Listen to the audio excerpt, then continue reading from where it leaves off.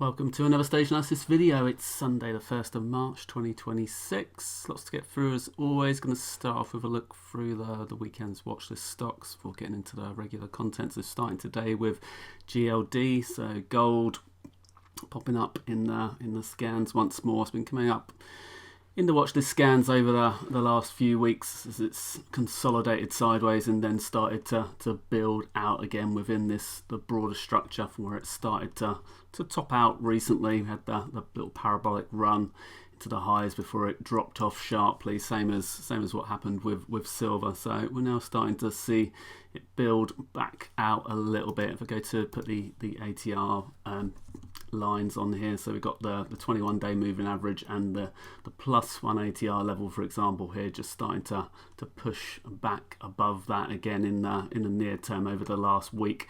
Starting to see a little bit of acceleration back into the short-term uptrend, but it is still within this broader structure at the moment. So it continues to be in late stage 2. If we go to the weekly chart here on the stage analysis website, so you can see the stage 2 advance over the last few years here. Put the stages background on, for example, so you can see where it started to push back out again in November 2023 before this major stage 2 advance began. As before that, it was a pretty choppy affair. It had a few attempts to obviously move out, but it kept dropping off and then moving higher again. So this is the first sustained stage 2 run that it's managed to have over the last few years. So as I said, same with silver, which has equally been performing in the same way. So the various individual gold stocks and silver stocks also have been benefiting from that as well. So this week with the move with gold here, we're seeing some of the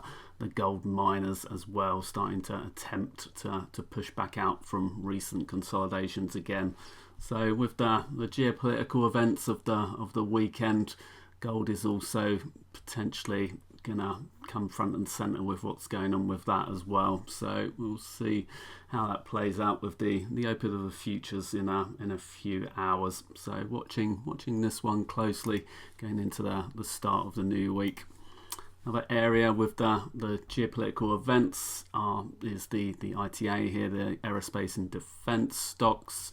So this is the ETF that covers those. So it's another area that's potentially starting to show up again in the watch list, and with what's going on, obviously it could also be affected by that. So another one particularly to look at, as you can see, also in a strong stage 2 advance. Come back to the weekly chart of that on the website. You can see the stage 2 advance has been running strongly now for in a straight line since the mid part of 2025, but did start to move out into stage 2 back in again November, December time in 2023. So did have this failed breakdown into stage 4, which then reversed back into a stage 2 continuation again. So consolidating near the highs at the moment with this one. As you can see, relative strength versus the market has remained very strong throughout the stage 2 advance.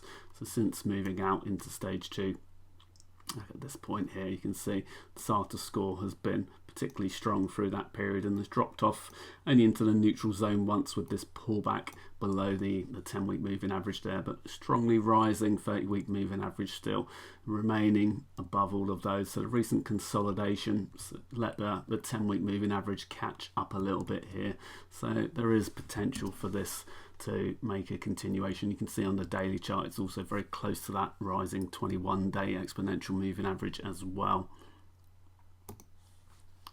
Another area of interest which has fallen out of favour, particularly since the start of the year, as software stocks. So the ETF for that, one of those, IGV, one of the major ETFs, has been particularly underperforming in stage 4 since the start of the year. You can see the head and shoulders type pattern that it made at the end of last year before starting to roll over into stage 4. Did have an initial failed breakdown attempt, move back up into stage 3, and before starting to push down into stage 4 in earnest. So we've got a little bit of a double bottom attempt at the moment here, so it's not very strong at the moment. You can see some volume coming in, particularly as it's moved down into February and into just as we move into the early part of March here. So if this can start pushing back through the recent pivot high on Thursday there and then closing through the 21-day moving average, we could see a selling climax type move here where we get a run back up towards the shorter term moving averages before starting to potentially build some kind of base. But if it can't get back above these short term pivot highs through here, then as you can see, it's already in stage 4, so then obviously would be potential for a deeper stage 4 decline. But if we look at it on a longer term basis here, you can see over the last 2 years we've got multiple pivot lows through this area, so potential major area of support. And if we go back longer on the chart, you can see obviously the original move out into stage 2, it's had a few consolidations, dropped off into 4 briefly, and then managed to continue on in stage 2 before rolling over, making this recent head and shoulders top. So as I said, stage 4 decline at the moment. You can see the mantle relative strength has been particularly weak as it's moved off into stage 4 this time, so considerably different to this period here where it was a short sharp drop and it was in a reasonably strong position. So the AI trade